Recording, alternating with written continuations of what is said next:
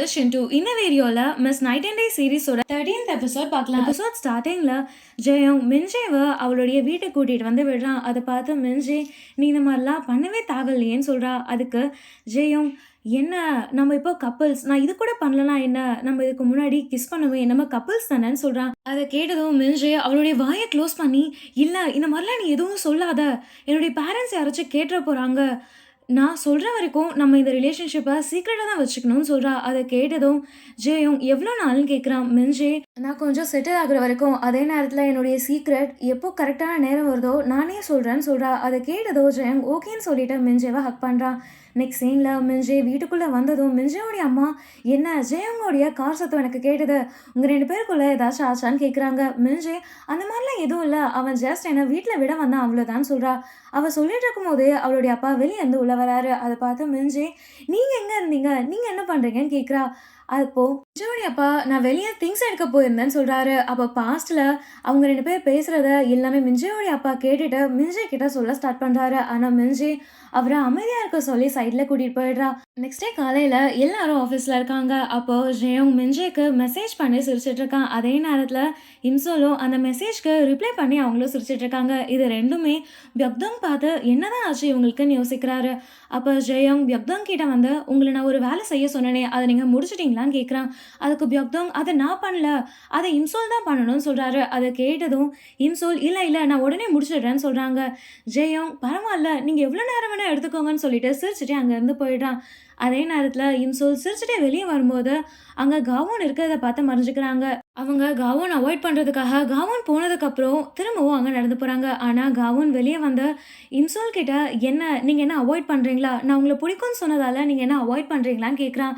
அது கேட்டதோ இம்சோல் என்ன நீ சொல்கிறேன்னு சொல்லிட்டு வெளியே கூட்டிகிட்டு வந்து கரெக்டு தான் நீ எனக்கு சொன்ன உனக்கு என்ன பிடிக்கும்னு, அப்போ என்னால் கரெக்டான ஆன்சர் சொல்ல முடியல, ஆனால் நான் இப்போ சொல்கிறேன் எனக்கு வேற ஒரு பையனை பிடிக்கும்னு சொல்கிறாங்க. அதை கேட்டதோ காவோன் எனக்கு தெரியும் ஆனால் நீங்கள் உண்மையாகவே அழகாக இருக்கீங்கன்னு சொல்கிறான். அதை கேட்டதும் இம்சோல் ஸ்பீடாக அங்கேருந்து போயிடுறாங்க. நெக்ஸ்ட் சீனில் வியக்தோங் ஜெயோங் கிட்ட என்ன நீங்கள் காலையிலேருந்து சிரிச்சிட்டு இருக்கீங்க, ஏதாச்சும் நல்ல விஷயம் நடந்துச்சான்னு கேட்குறாரு.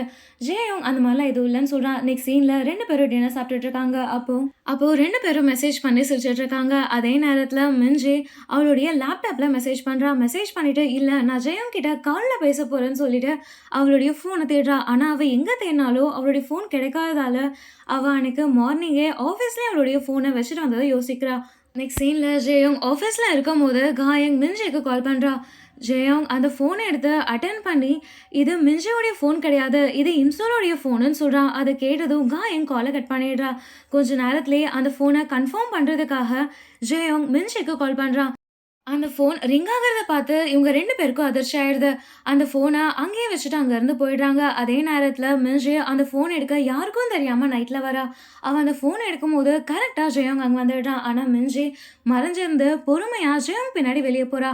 ஆனால் அவள் போகிறத ஜெயோங் பார்த்து ஸ்பீடாக வெளியே வந்த மின்ஜே கிட்ட நீங்கள் என்ன பண்ணுறேன்னு கேட்குறான். அதுக்கு மின்ஜே இல்லை இல்லை நான் உன்னை தான் பார்க்க வந்தேன்னு சொல்கிறா.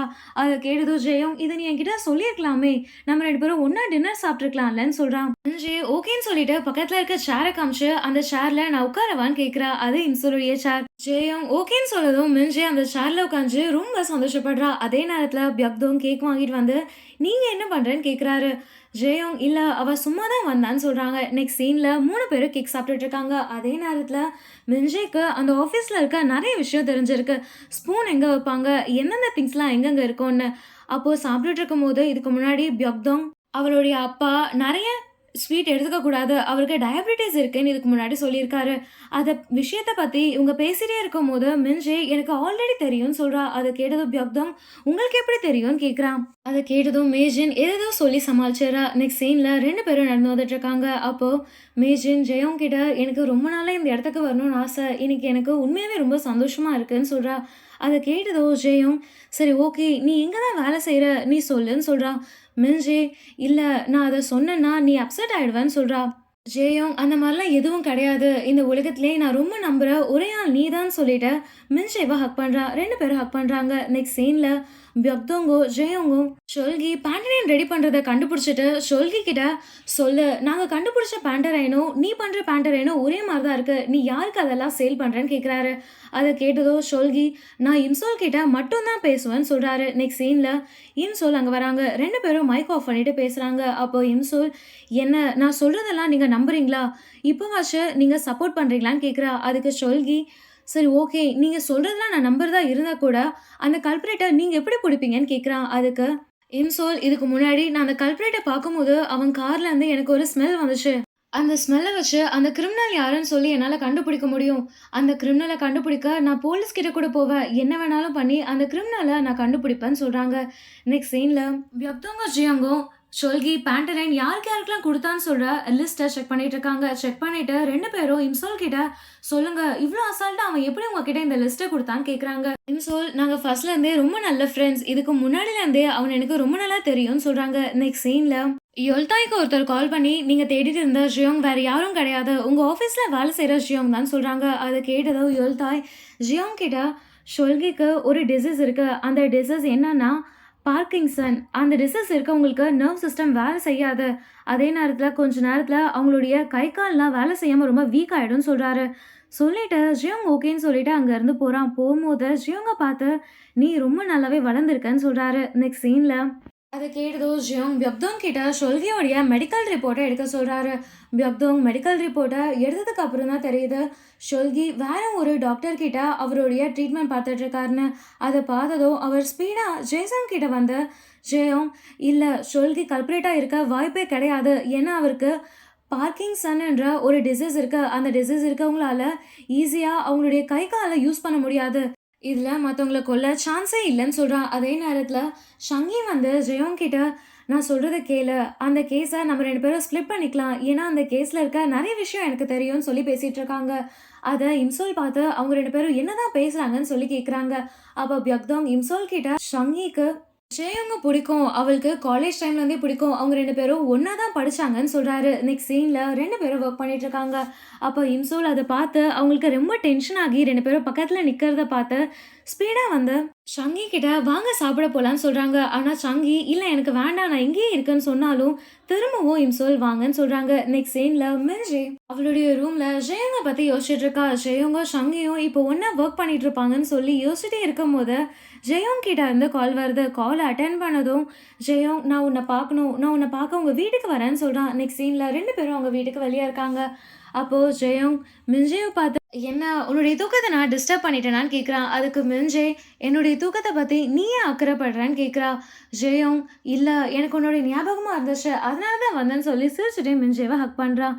மின்ஜேவும் ஹக் பண்ணுறா. அப்போ ஜெயோங் மின்ஜே கிட்ட, நெக்ஸ்ட் வீக்கெண்ட் நீ ஃப்ரீயாக இருந்தா வா, நம்ம பகல்ல சாப்பிட போலான்னு சொல்றான். அத கேட்டதும் மிர்ஜி, இல்ல இல்ல என்னால பகல்ல வர முடியாது.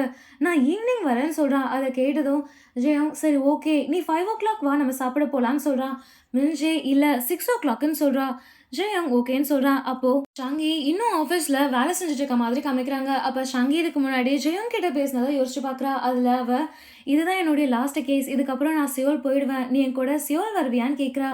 அதுக்கு ஜெயோங், நான் வரமாட்டேன்னு சொல்றான். நெக்ஸ்ட் சீன்ல இம்சோல் ஒர்க் பண்ணிட்டு இருக்காங்க. அப்போ ஜெயம் வந்து இம்சோல் கிட்ட, உங்களுக்கு மின்ஷேவை தெரியும் தானே, அவ காயங்குடைய ஃப்ரெண்ட் தானே, எனக்கு மின்ஷேவை பற்றி தெரிஞ்சுக்கணும், அவ எங்கே வேலை செஞ்சுட்டு இருக்கான்னு கேட்குறான். அதை கேட்டதும் இம்சோல், ஆமா நான் கேள்விப்பட்டேன், நீங்க 2 பேரும் டேட் பண்றீங்களாமே, நீங்க 2 பேரும் ரொம்ப டைம் ஒன்னெல்லாம் ஸ்பெண்ட் பண்ணக்கூடாதுன்னு சொல்றாங்க. அதை கேட்டதும் ஜெயம், என்ன மின்ஷே யார்கிட்டயோ சொல்ல வேணாம் தானே சொன்னான்னு சொல்லி நினச்சிட்டே உங்களுக்கு எப்படி தெரியும்னு கேட்குறான். அதுக்கு இம்சோல், எனக்கு காயம் சொன்னான்னு சொல்கிறாங்க.